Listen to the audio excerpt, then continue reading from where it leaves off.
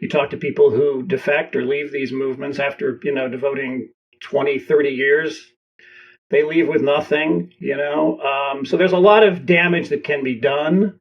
There's also a lot of, positive spiritual growth that can happen in some of these movements. People join cults for the same reason they join churches. For the search for meaning, for belonging, a connection, community. Keep watching to learn more. You can now download all 8 copies of the New Thinking Aloud magazine for free, or order beautiful printed copies. Go to newthinkingaloud.org. New Thinking Aloud is presented by the California Institute for Human Science, a fully accredited university offering distant learning graduate degrees that focus on mind, body, and spirit. The topics that we cover here. We are particularly excited to announce new degrees emphasizing parapsychology and the paranormal. Visit their website at cihs.edu. Book 4 in the New Thinking Aloud dialogue series is Charles T. Tart, 70 Years of Exploring Consciousness and Parapsychology, now available on Amazon.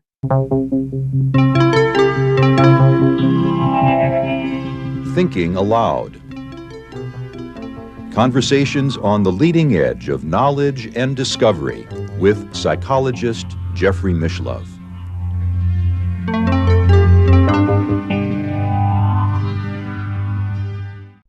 Hello and welcome. I'm Jeffrey Mishlove. Today we will be exploring cults and messiahs. My guest is Don Lattin, a former journalist. In fact, he covered the religious beat for the San Francisco Chronicle and Examiner. He is the author of many books, including Jesus Freaks, a true story of murder and madness on the evangelical edge. Following Our Bliss, How the Spiritual Ideals of the Sixties Shape Our Lives Today.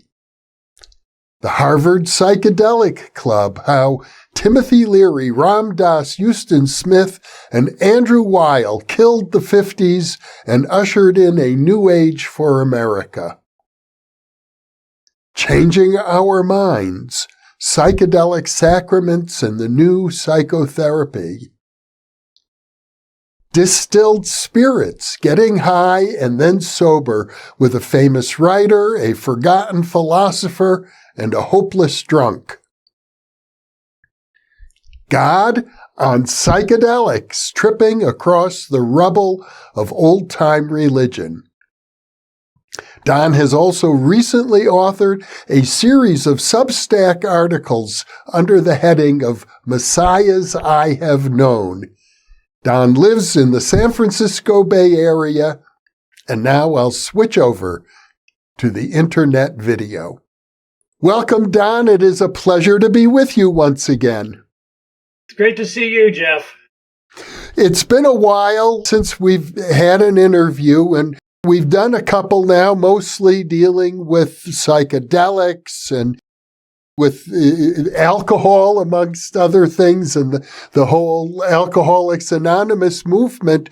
But I know in your work as a reporter covering the religious beat for the San Francisco Examiner and Chronicle, you encountered a lot of heavy-duty cult situations. In fact, as I recall, one of your journalistic colleagues was murdered in Jonestown. Yeah, that's right. Greg Robinson, who was a photographer with the Examiner, was on that ill-fated delegation that went down to South America, to Guyana, with Congressman Leo Ryan back in 1978 to investigate reports that people were being kept at Jonestown, against their will. And before the horrific murder-suicide of more than 900 people in their jungle compound, there was a shootout at an airstrip when the congressman and some journalists were trying to leave with some defectors, and yeah, Greg was one of the journalists who was killed. He was a real incredible photographer, and just a great guy. So yeah, and it's interesting, Jonestown was really the reason that the Examiner decided to revive the religion beat in the late 70s. People forget that Jim Jones was not considered some crazy cult leader for most of his career in San Francisco. I mean, he was always controversial, but he was seen as a kind of a progressive political force. He was a mainstream minister, Disciples of Christ, not mainstream, but Disciples of Christ minister. He had an integrated church. He welcomed gay and lesbian people, but there was a real shadow side to what he was up to there. So it was really the reason that the editors at the paper decided to revive the religion beat. And it was thought at the time that, who cares about religion in San Francisco? We're beyond that. So that's really how I got started. I'd already been writing some stories about the so-called cult wars in the 70s, the Moonies, the Hare Krishnas, Scientology, all of that. And so I volunteered, for that beat when they decided to revive it, and then moved it over to the Chronicle some years later. So yeah, the Jonestown story was key to that whole thing. I can imagine that Jonestown sort of colored the whole way in which journalists in particular tended to look at cult activity. It did. For a while, there was this feeling that everything is, quote, another Jonestown, which was kind of ridiculous. There were some new religious movements that did go down that path of murder-suicide, not to that extent. But prior to that, cults were seen as kind of exotic or humorous or, relatively harmless, unless you were parents whose, children joined one. It was a simpler time in some ways, but yeah, Jonestown really changed the way people look at cults and new religious movements, and I use those words interchangeably, by the way. Some people, we can talk about this if you want, some people don't think you should use the word cult because it's derogatory. And it's a word that I refuse to give up. Not just because it's easier to put in a headline than new religious movement, but, all religions really start as cults or sects. Christianity, started as a Jewish sect, and the Church of Jesus Christ of Latter-day Saints, which I still call the Mormons, even though some Mormons don't like that word anymore. It was the most notorious cult in the history of America. They were chased across the country. Their prophet was murdered by an angry mob. But they're now a major world religion with there's 10 million members around the world. So, all religions start as cults or sects. So it's a word that I still use. Well, in Jonestown, you have a situation, as you pointed out, it started out as a relatively mainstream Disciples of Christ religious congregation in San Francisco. Jim Jones, the pastor there, was an influential person in the local community. And then at the end of the day, you have hundreds of people voluntarily taking Kool-Aid, poisoned Kool-Aid, to deliberately take their own lives at the direction of the cult leader. Whenever you say Kool-Aid, the old days when you'd say Kool-Aid, you'd get a letter from the Kool-Aid Corporation saying it wasn't Kool-Aid, it was Flavor Aid. A lot of them did commit suicide. A lot of them were murdered, though. That's why I always refer to it as a murder-suicide.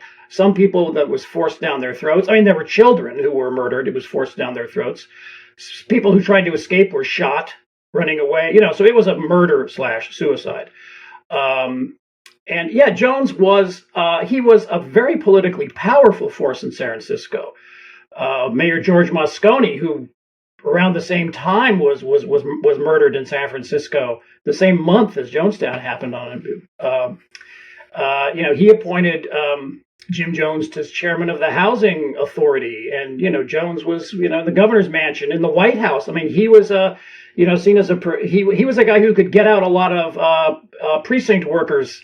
He could mobilize his church, or his cult to work for a politician. So he used that power in San Francisco. But there was always a shadow side. I mean, I think on one of the anniversaries when I was still working at the paper, I think maybe the 25th or something, I went back to Indiana, where he actually started and his first church was.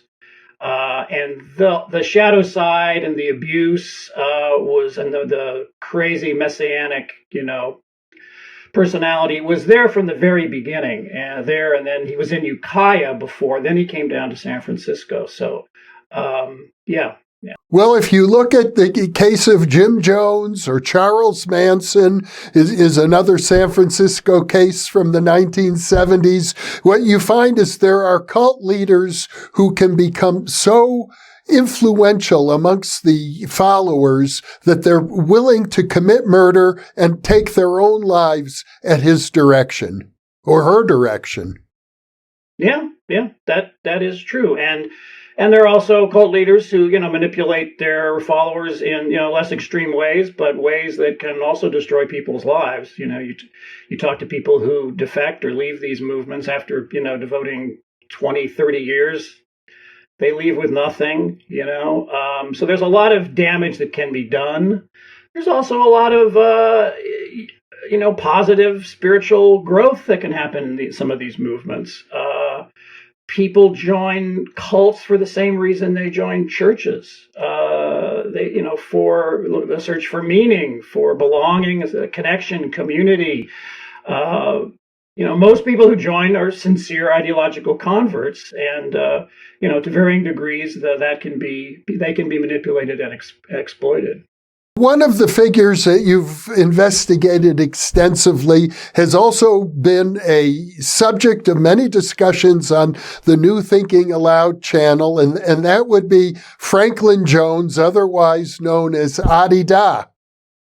Right, or Da Free John when I was writing about him back in the 80s. Or Bubba Free John. He had many names along the way. It should be a bit of a warning sign when these guys keep changing their names. Usually what happens is there's some negative publicity and they change their name. And he's gone through 4 or 5 name changes. What I'm doing now, Jeff, is I'm doing a Substack series called Messiahs I Have Known. And I'm basically looking back at some of the stories that I never got a chance to tell or couldn't fully tell for various reasons, in the 70s, 80s, 90s. So that's what I've been up to. And, the Da Free John story was one of the more kind of spectacular, sensational ones that I covered in the 80s. Well, he's a very unique figure because on the one hand, there have been lawsuits, there have been claims of sexual abuse, there have been wild parties, and he's been very open about the use of drugs and alcohol and sex. To his credit, I would say he's been open about that, but also you have religious scholars, people like Alan Watts, the philosopher, or Jeffrey Kripal, a very prominent professor of religious studies, saying this fellow, at least in terms of his writings, comes across as an enlightened person. Yeah, there were a lot of scholars who were impressed with Da Free John, Adida. Some of them later kind of recanted that endorsement when they saw what was actually happening in the lives of people who were followers of Da Free John. One of the installments I have on Messiahs I Have Known about Free John, I quote Jeff Kripal extensively, and he is a major kind of academic supporter of Da Free John. He makes that exact point that, he's, in his opinion, you really can't judge these charismatic gurus we can't expect moral perfection from them, that charismatic personality and hypersexuality often go together. And as you mentioned, one of the things that is slightly unique about Da Free John Adida is he never denied that he was seducing and having sexual relations with his devotees. It was fairly open. That's true and not true. They tried to say that, oh, this is something we did back in our wild days and that we don't do it anymore. And that was actually a lie. It did continue in some ways. So, but he never claimed to be celibate. And that's part of the whole crazy wisdom, kind of tradition, and he was really a mix of a very perceptive philosopher and kind of a belligerent madman. He was all over the map, but he was a brilliant scholar. And I quote George Fernstein, in my. He wrote a book called, I think, Holy Madness, about a lot of these crazy wisdom gurus. And he had a line that Adida was overly preoccupied with his own evolutionary mystery. He saw himself, as a Messiah-like character, a God-man. I mean, clearly, that's how he's presented, still is presented, actually, posthumously by his followers. So he really fits into this Substack series that I'm calling Messiahs I Have Known. He died in 2008, as I recall, and even today, 17 years or more after his death, you have devotees who were with him when he was alive and still believe that he was a divine person. Yeah. Yeah, he still has a following. I'm not sure, how it compares to when he was alive. But he still has the ashram in Fiji, which is, I read a lot about that in my Substack series. I went all the way to Fiji with a Examiner photographer, this kind of sensational story about allegations that a former Playboy Playmate of the Month, who you've had on your program, was being, kept against her will on this island. And it was, the kind of tabloidish, sensational story that the Examiner couldn't resist. So they sent two of us all the way to Fiji we didn't have permission to get on the island. So those articles are kind of the backstory of how we actually talked our way onto this island and what happened. And this was only a few years after Jonestown. It wasn't that long after Jonestown, 5 or 6 years after Jonestown. And it was a similar story in some ways. This group was in an isolated place. There were allegations that people were being kept there against their will, by a crazed, guru, madman, so it was, I never thought it was another Jonestown, but my wife at the time was worried about it, and the editors were kind of concerned. And we did have some kind of dicey moments, as I read about in the blog. There was at least a hint that you were being kept against your will. Yeah, well, we finally got to we had to go to this neighboring island. He had his own island, which was purchased by a wealthy donor for him, and they weren't allowing us to go to the island. They wouldn't say yes, they wouldn't say no. But so we went all the way to this nearby island, trying to get some information. And at that point, they decided to let us on. And so they took us by boat from the neighboring island to his island. And we spent the night. We interviewed everyone, including Julie Anderson, who we've had on your show, and we weren't allowed to talk to Dafri John. That was the one person they wouldn't let us interview. I was later told that they couldn't trust what he would say because he was so in such a state at that time. I heard this later. May or may not be true. I don't know. But I never talked to him. But the next morning when we wanted to go, they said the weather was too rough and we couldn't go. And they wanted us to write the story there on their computer. This was real early in the computer days, right? And transmit it from their island directly to and we didn't want to go along with that. So we had, some tension there about, no, we're ready to go. Please take us back to the other island where we could catch a plane, back to the capital, Suva of Fiji. Anyway, it just turned out that someone from the embassy was coming out to investigate these allegations that people were being kept there against their will. Because of the stories that I and others had been writing the week before. So that was serendipitous, and we were able to get a ride back directly on a seaplane from the island to the capital. So it was quite an adventure. I mean, I've traveled a lot and I've done a lot of kind of fascinating stories over the years, but the Dafri John Fiji story was right up there. So that we can be clear, because it's been controversial, Julie Anderson, it turned out, was not being kept against her will.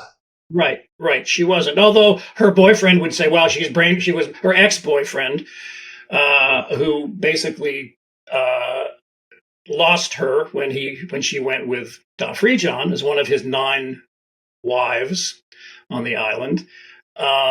He would say, well, she's being, she's brainwashed. Now I'm not a big believer in brainwashing, but that's what she told us, and that's what we reported. And we got it. We went all the way to Fiji to get the story straight from the horse's mouth, so to speak, right? And we did. And as you know, and you've had her on your show, she's still a devotee. She's still a devotee, but she believes that the organization that is perpetuating his religion, I think it's called Adida, she regards as a cult. She regards the organization he left behind as being exactly what he didn't want. Yeah. Well, that's interesting. And, I'm right now I'm writing some pieces about the whole OneTaste orgasmic, meditation movement. Nicole DeDion, which, and she's now in jail after being convicted of some federal charges, about her whole fall from grace. And, it's like talking to people who used to be in that group, now looking back, they see it as a cult. At the time, of course, they didn't see it as a cult. And what happened with Fijian Adida is what happens with most of these new religious movements. When the founder dies, there's a big crisis. They usually don't survive very long after the founder dies, or if they do, they split into various factions. And that's I haven't done a lot of new reporting on what's going on with Adida. I'm sort of writing the history, but what I hear is there are factions, within that. There's he has 3 daughters, one of whom is seen as a potential successor and has written and studied about her father's, teachings. And then there's an old guard. It's the classic, the guru dies and the infighting story. The infighting starts before. I mean, the whole story about the Fiji thing was that some of the top people left and were filed a lawsuit claiming that people were being kept against their will. I mean, the wife of the president of the organization at the time. And so it wasn't, we were just reporting basically the allegations from high-level apostates or defectors. And that's what happens in these groups. Yeah. You mentioned OneTaste. Let's talk about this organization. The leader of it, as you pointed out, is now in jail, but I gather that there's no question that this is an organization whose focus was primarily about sexuality. Yes. Well, they would probably describe it they would probably not describe it exactly that way. They would probably describe it as sort of reimagining or the female orgasm as a means for spiritual enlightenment and connection and growth. So that was kind of their technique. Like some people will have meditation, regular meditation, sitting meditation. Some people will have psychedelics. Some people will have chanting or guru devotion. Theirs was, they would have these workshops, which were pretty shocking in a way. A bunch of people would sign up for a workshop, and then couples would pair off, and a man and a woman who had just met each other would be going through a 15-minute meditation where the man was gently stroking the clitoris of the woman in this room full of other people doing the same thing and trying to experience that power of the orgasm in a new way, and then talk about it with the person. So it was pretty wild stuff. This came out of they really emerged in the whole, .com kind of era, or, in the early 2000s in San Francisco. That's where but the thing took off like wildfire. I mean, it really caught on. It got a lot of publicity, a lot of media attention for obvious reasons, and they used that, to their advantage, of course. And but what's happened recently is the founder of this, Nicole DeDion, she was convicted of forced labor, federal charges of forced labor. Like her employees, according to the lawsuit and the testimony, were manipulated into doing things like having just sex with donors, wealthy clients, were financially and kind of emotionally exploited in various ways. And she was convicted of that, which kind of surprised me in a way, because normally the courts stay away from this kind of thing. Is someone freely doing this because they're a convert to this cause, or are they really being forced? Well, the jury in this case convicted Nicole and her CEO, and they're now in jail in New York awaiting sentencing, and they could face 20 years in prison, which, it sort of surprised me in a way. I have seen worse cases of coercion, in some of these groups. So that's the group I'm writing about right now. There's going to be four installments on that.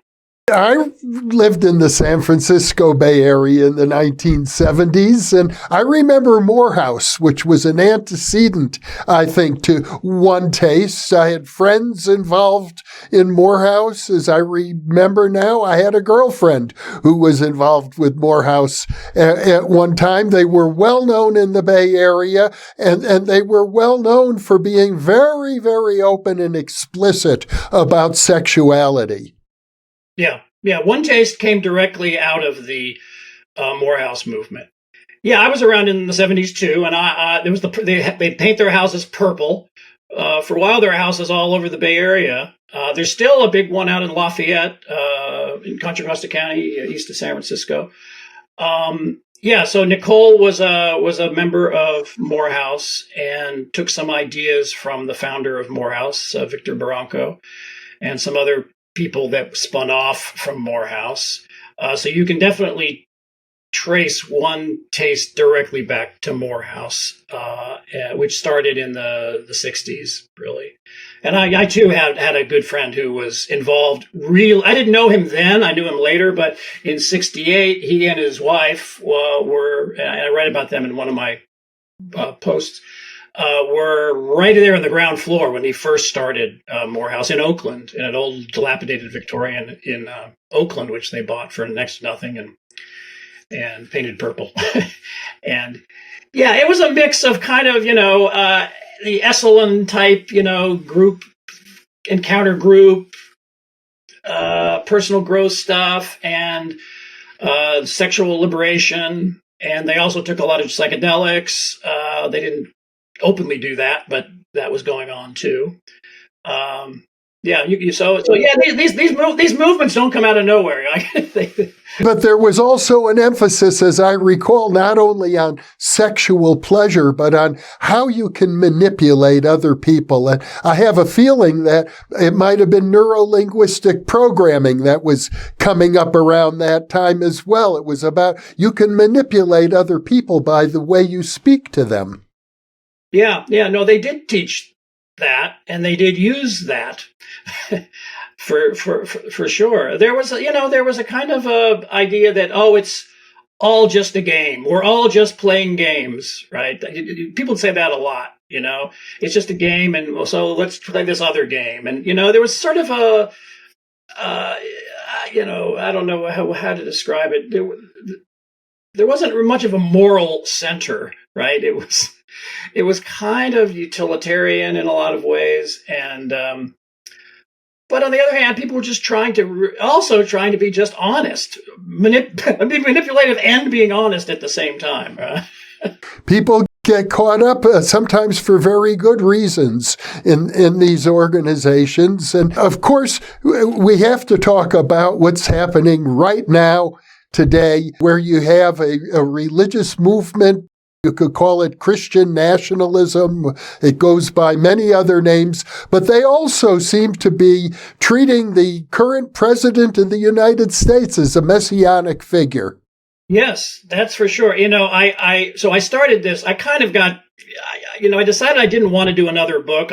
As you know, I've done 6 or 7 books, and I had an idea for a book around this, Messiahs I Have Known, kind of memoir, and looking at the cult wars of the 70s, how that developed into the culture wars of the 2020s, but I decided I just didn't want to do another book for various reasons. So, and I discovered this Substack format. So that's what I've been, doing. And so I started out as I had this great, long story about Da Friedjon. So the first, 8 or 9 are on that. And then I thought, you know what? I can't ignore the 300-pound messianic elephant in the room here, Donald J. Trump. This is a guy who, when the Pope died and they were electing a new Pope, actually posted a picture of himself as Pope, an AI doctored picture on his Truth Social website. He sees himself as the Messiah. His whole only I can fix this, and his narcissism, and the way he has convinced so many people that he is the one who can save them. I mean, there's definite messianic overtones to this, the whole MAGA movement, And so I devoted a couple long episodes to Trump and the messianic madness around that, and also this kind of dangerous kind of mix of Bible prophecy and foreign policy in Israel, which goes all the way back to Reagan in the 80s. But, it's this Christian nationalist movement is very, very hot right now. And some people would call it the New Apostolic Reformation. And it's basically a group of evangelical leaders who basically think that the church should have dominion over the government. And they are all around Trump. And it's kind of a frightening thing, in my opinion. And who knows where it's going to go, a lot of talk about spiritual warfare, and when you start using this violent rhetoric, and people are armed, it can go in some crazy ways. And we're just at the beginning of this. I don't know what's going to happen with it, but it's kind of frightening. As I recall, one of your Substack articles looked at the recent assassination of Charles Kirk, who is now being treated as something of a religious martyr to this group. Totally. I mean, the body was almost still warm when people were calling him a martyr. And, just last week we had that incredible memorial service for him, which looked like a Christian nationalist revival meeting. I mean, you had the president, the vice president, the secretary of state. I mean, all the way down. And, some of these guys really are Christian, evangelical, unlike Trump, who just uses it, but nothing wrong with them having their own religious beliefs, but the commingling, around this, and the calls for revenge, and cracking down on anyone who criticizes Charlie Kirk because he's this martyr. And, he was a very controversial character. A lot of things he said, about immigration and abortion and other things. So it's going to be interesting to see, because he really, in life, he was really motivating a lot of young people to support Trump and this version of Christian nationalism. And as a martyr, he may even be more influential. It's hard to say what's going to happen. Within the Christian nationalist movement, people are not blind to the fact that Trump himself doesn't embody the characteristics that one normally associates with holiness. Pretty much the opposite, but they compare him to people like Cyrus, the king of Persia, who sent the Jews back from captivity, or maybe even King David, who was thought to be a sinful man, but is regarded as a religious hero. Even, the Israeli Prime Minister, Netanyahu, he just out and out compared Trump to King Cyrus, and this was someone who was not a Jew, not a believer, but who, helped the Jews return from Babylon. He was a historical character. He helped the Jews, return from Babylon. And so the idea is that, sure, Trump is not really acting like a Christian, but he can get shit done. He can get done what we need to get done. And he did, with packing the Supreme Court and overturning Roe versus Wade. So there's I think Christians understand that, if you're mixing politics and religion, maybe you want somebody that can actually get stuff done. And Trump has gotten things done for them. So both with the evangelicals and the Israelis, who obviously they don't buy into the evangelical vision of what's going to happen with the rapture and the apocalypse and all that. But they're willing to go along with that and align themselves with evangelicals for political reasons, ignoring the inconvenient fact that in the evangelical vision, all the Jews burn in hell because they didn't convert, to Christ. But on a political level, it's been very useful for both Netanyahu and for the evangelical movement, and this is not new. It's supercharged right now, but it goes all the way back to Nixon, really, and the whole Southern strategy of getting the South to go Republican and Jerry Falwell and the moral majority and all that. I mean, this is 60, 70 years old, this political movement, which is now kind of just really roared to life. Certainly among many of these people, Trump is regarded as a messianic figure. Yeah, I mean, there is a definitely a cultish aspect to this. Not that everyone who votes for Trump thinks that. I mean, people vote for Trump for all kinds of reasons, but you just look at the intensity of devotion and how he just feeds it. I mean, he just revels in it. And in some ways, I used to think it was kind of a joke, or everybody was kind of wink, wink, nudge, nudge. But I think it's actually a little deeper and more dangerous than that. There is a cultic kind of an aspect to this among some Trump followers. That's for sure. You see it with it's not just political bumper stickers. It's flags, it's banners, and it goes on. It doesn't not just during election season. There's an intensity of devotion to him that is pretty startling. Well, we began our discussion by talking about Jonestown, and it seems as if Jim Jones and Jonestown sort of is the benchmark for how a cult can really go wrong. And I know you talked about your intuition when you went to Fiji to visit the hermitage that Adida had set up there. You thought to yourself, this is not another Jonestown.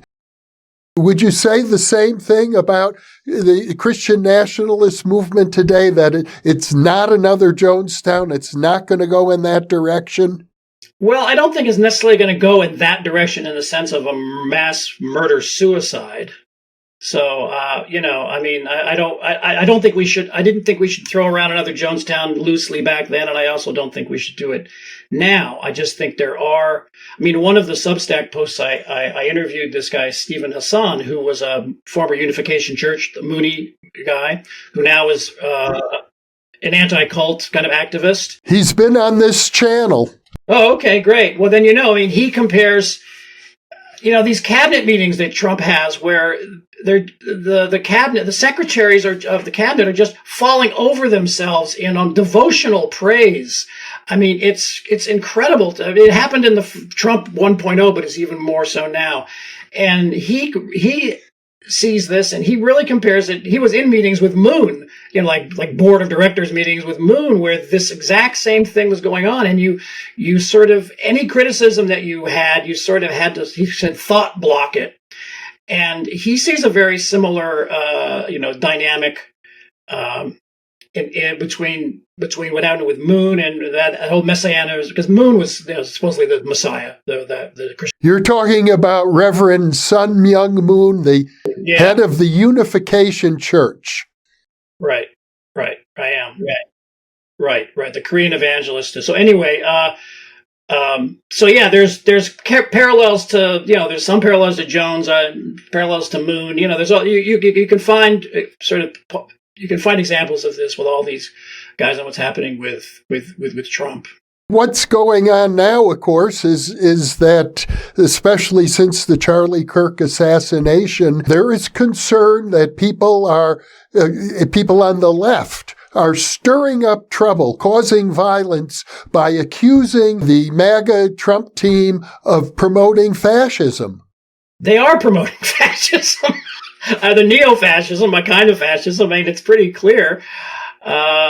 So yeah, but I don't think that, this idea that there's this organized kind of radical movement that's behind like Kirk and there was a recent ICE attack in Dallas and various other things, that these things are all related in some vast left-wing conspiracy. There's absolutely no evidence for that, but Trump appears to be using that to increase his authoritarian power. I mean, just a few days ago, there's one of his executive directives of basically sort of declaring war on dissent.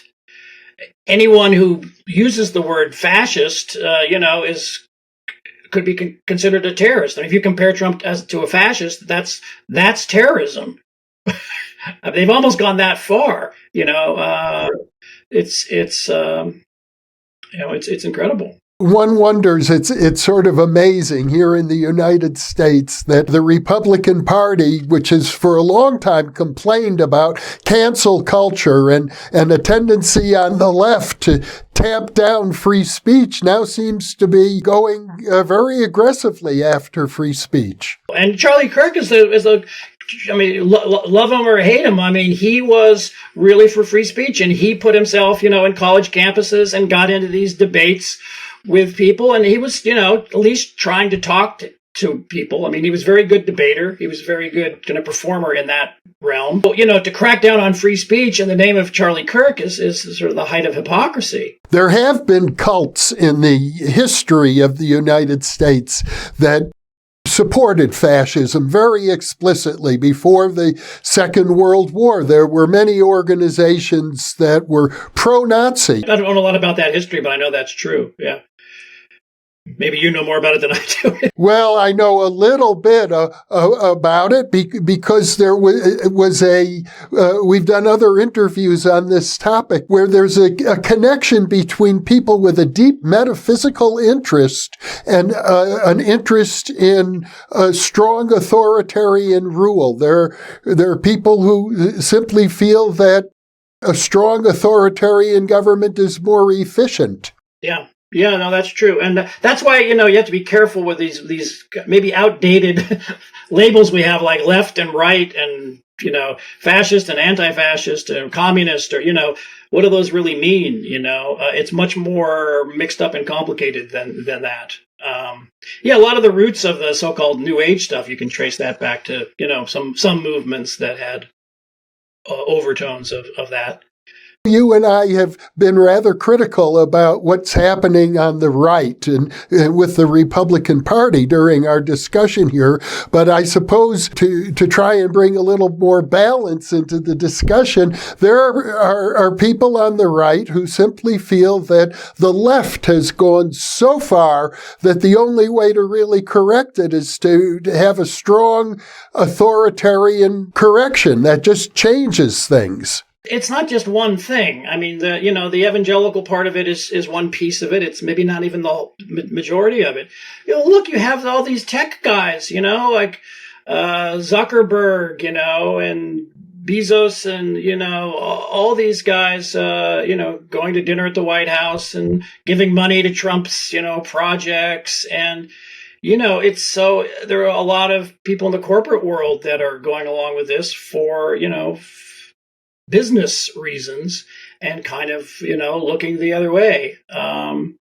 It's a little disappointing. And in a way, I personally think, that more people are in the universities, law firms, the media, more people aren't standing up. We're starting to see a little bit of that, with the Jimmy Kimmel reaction, and some of the universities are not going along with this, but, the elites, a lot of the elites are going along with Trump, not because they, think he's the Messiah or maybe even agree with his policies. It's just that it's good for business.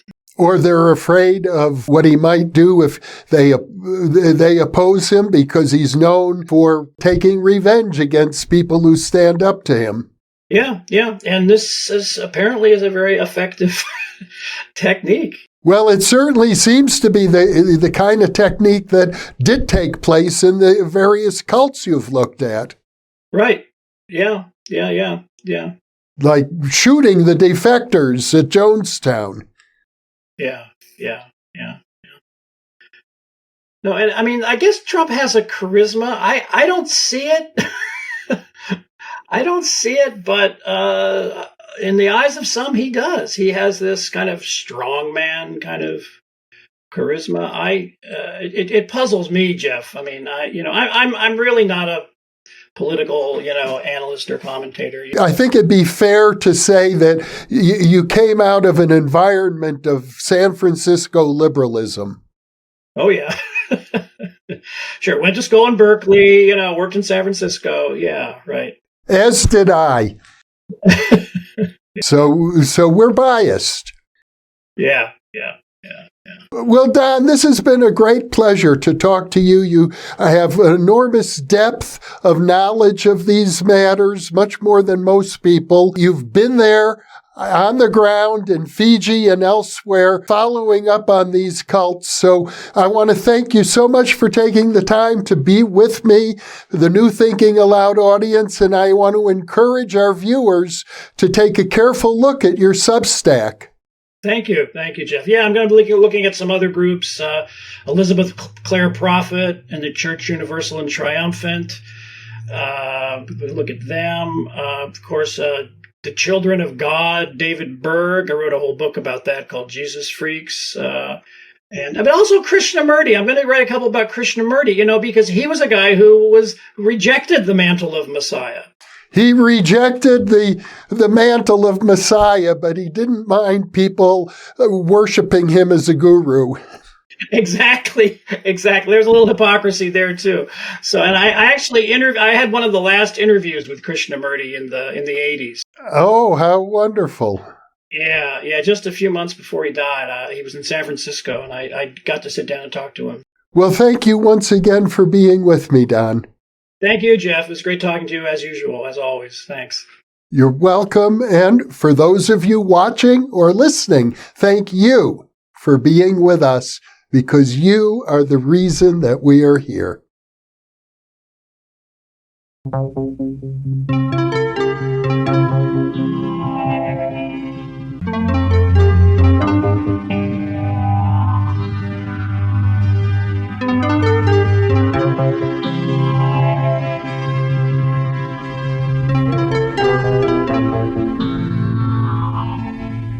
Book 4 in the New Thinking Aloud dialogue series is Charles T. Tart, 70 Years of Exploring Consciousness and Parapsychology, now available on Amazon. New Thinking Aloud is presented by the California Institute for Human Science, a fully accredited university offering distant learning graduate degrees that focus on mind, body, and spirit.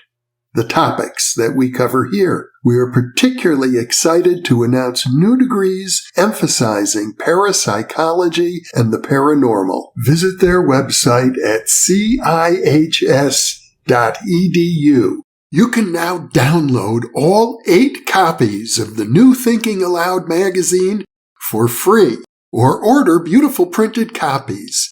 Go to newthinkingaloud.org.